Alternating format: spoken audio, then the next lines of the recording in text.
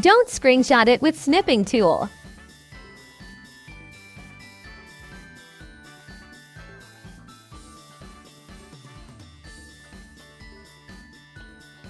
You will lose the image detail.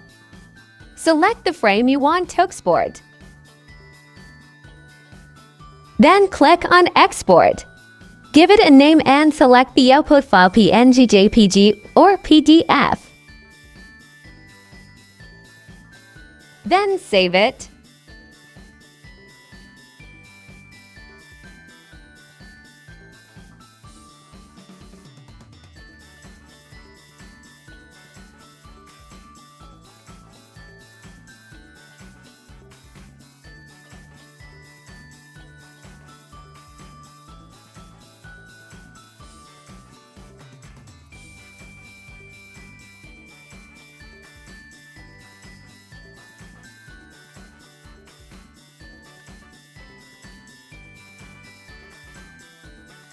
Like and subscribe for more.